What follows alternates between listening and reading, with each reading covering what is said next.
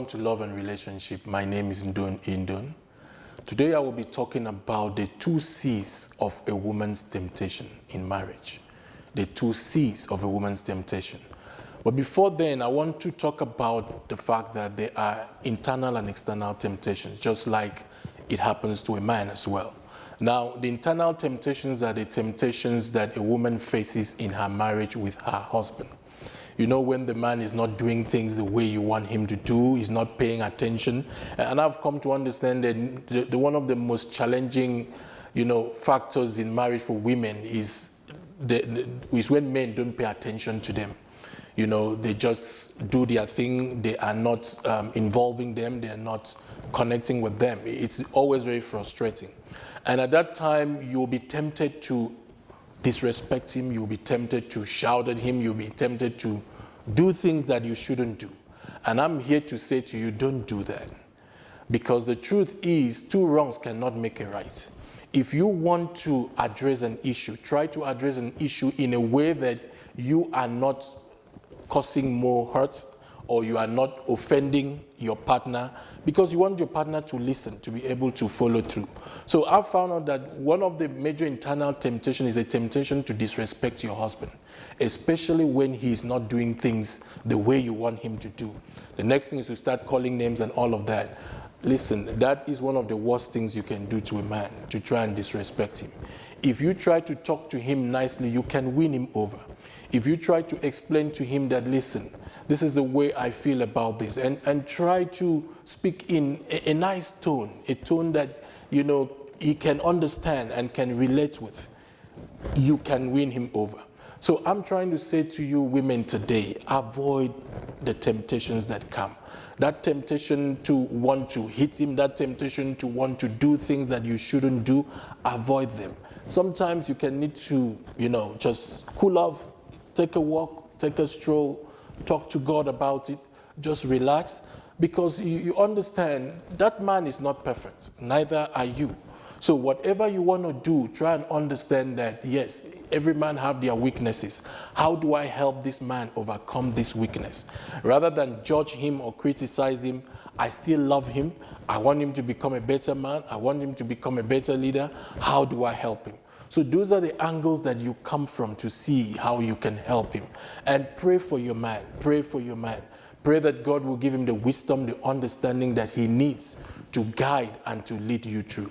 And some of the temptations too that women face has to do with external influences. It could be the husband who has too many friends who influences him. It could be the mother-in-law that will not let you rest and all of that, the in-laws and all those things. I want to say to you, listen, as a Christian, you have power.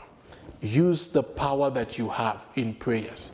Cancel everything that surrounds your husband that is not right.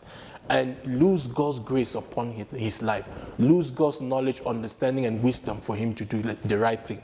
Let his eyes be open, that he will understand where he's going astray and align himself. But you don't take matters into your hand to destroy what you have built. Because the Bible says, wise woman builds a home, but the foolish one tears it down with her hands. So this is internal temptation. Watch out.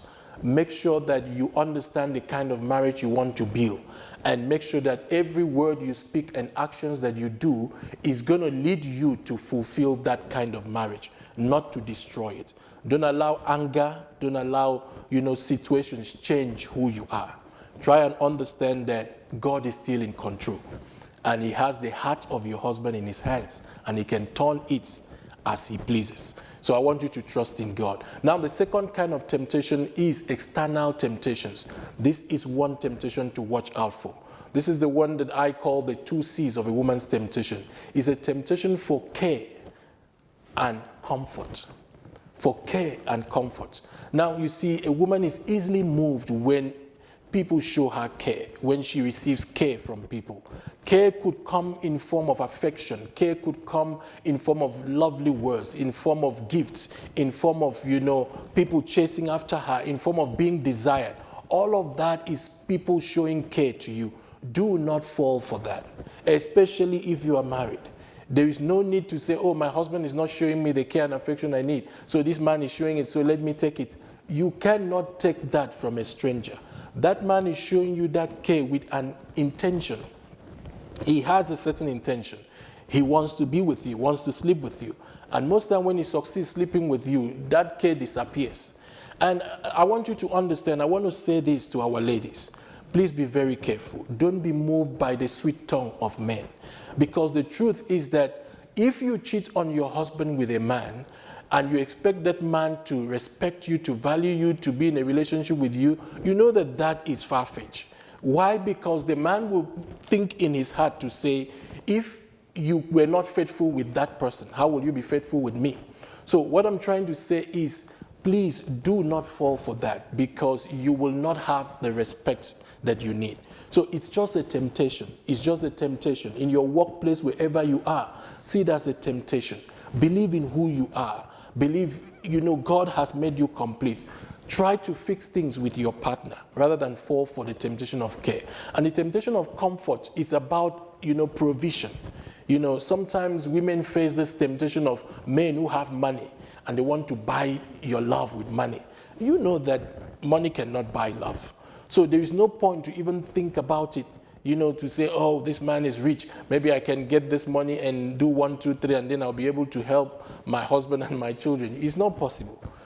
Any man who knows that you got money from another man to do anything, even if to resuscitate him or something, you did what you shouldn't have done to get the money, he's not going to be happy with you. He's not going to be happy. In fact, he's ready to even lose anything than for you to do anything to get money in a way that he doesn't like. So the temptation for comfort will always be there, especially when you are struggling, when your family is challenged with finances. I want you to trust God. It's a phase. It's going to pass. God is going to help you overcome it. And these are temptations too that the single ladies need to watch out for. Please don't be open to a man just because he has the physical things to offer you. If he doesn't love you and he cannot care for you and he doesn't care about your feeling, those physical things will not even last. So I'm saying this to our married women and to our single women. Please watch out for these 2 C's. Temptation of care and temptation of comfort. Find the care you need in your marriage. Find the comfort you need in your marriage. Build wealth with your husband. Build your life together. Trust God. Things are going to change. Do not yield to temptation. Temptation coming to you is not a sin. It's you yielding to it that is a sin. Men will always chase after you. Men will always want to come to you, but you are not supposed to yield to it. Whatever you need, find it in your husband. You say the husband is not giving it to me. Ask God to touch his heart. Book for counseling. Bring him. Let us sit down together and let us help him understand how important this is to you. So friends, I strongly believe that God will help you to overcome every temptation. If you have already fallen into one, ask God to forgive you and ask him to show you a way out. He can deliver you. He can rescue you. Be open. You can talk to your partner, confess to your partner, and work together to overcome it. But do not stay in that pit. Don't stay in that situation. And do not yield to temptation. Thank you very much for joining me today. I believe that you were blessed with this. Until next time, God bless you. You may visit our website for details of our events and register at www.livingasoneevents.com. You can also get our books on relationships. We also do counseling for couples and singles who want to make the right decisions regarding their relationships. For more info, please contact us on 078 255 4517 or email us at livingasoneevents@gmail.com. God bless you.